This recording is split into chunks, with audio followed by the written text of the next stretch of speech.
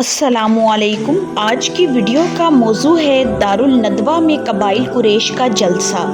قریش نے جب دیکھا کہ صحابہ کرام رضی اللہ تعالی عنہ اپنے بال بچے، کنبے، قبیلے، مال اور دولت سب کچھ چھوڑ کر مدینہ کو ہجرت کرتے جا رہے ہیں تو ان کو اپنے مستقبل کی فکر پڑی۔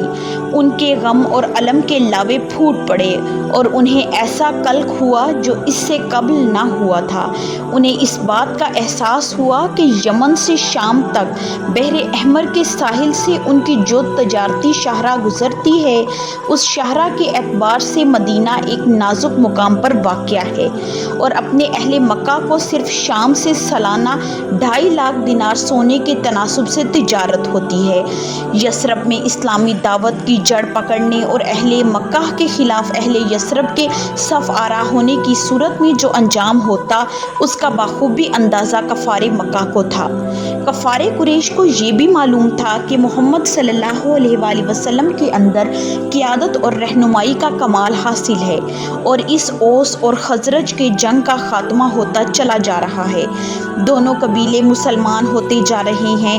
چونکہ مکہ سے محمد صلی اللہ علیہ وآلہ وسلم کی جماعت کے قریباً سب لوگ مدینہ جا چکے تھے اور آپ صلی اللہ علیہ وآلہ وسلم تنہا رہ گئے تھے، لہٰذا ان کے لیے آپ صلی اللہ علیہ وآلہ وسلم کے خلاف کوئی فیصلہ لینا آسان ہو گیا تھا، کیونکہ اگر محمد صلی اللہ علیہ وآلہ وسلم بھی مکہ سے نکل کر مدینہ میں پہنچ گئے تو پھر اس نئے مذہب کے خطرے کا مقابلہ کرنا بہت دشوار کام ہوگا۔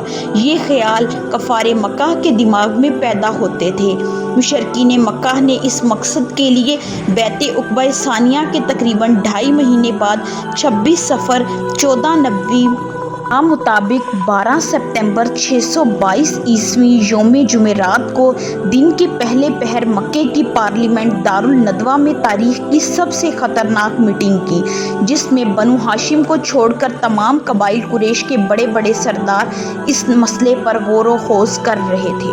اس خطرناک اجتماع میں جو نمایاں چہرے سامنے آئے ان کے نام یہ ہیں: ابو جہل بن ہشام، خبیر بن مطعم، شیبہ بن ربیعہ، طعمہ بن عدی، حارث بن عامر، عتبہ بن ربیعہ، ابو سفیان بن حرب، نضر بن حارث، ابو النجتری بن ہشام، زمہ بن اسود، حکیم بن حزام، نبیہ بن حجاب، منبع بن حجاب، امیہ بن خلف۔ مقررہ وقت پر یہ حضرات جب دارالندوہ پہنچے تو ابلیس بھی ایک شیخ کی صورت میں دروازے پر آ کھڑا ہوا۔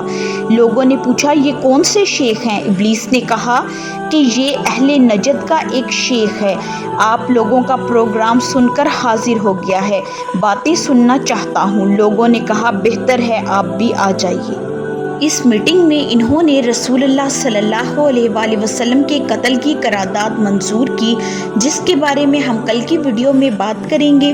ویڈیو کو اینڈ تک دیکھنے کا بہت شکریہ۔ اگر آپ کو آج کی ویڈیو پسند آئی ہو تو لائک، شیئر، کمنٹ اور سبسکرائب ضرور کریں اور گھنٹی کے نشان کو دبائیں تاکہ آپ کو آنے والی ویڈیوز کے نوٹیفیکیشن بر وقت ملے۔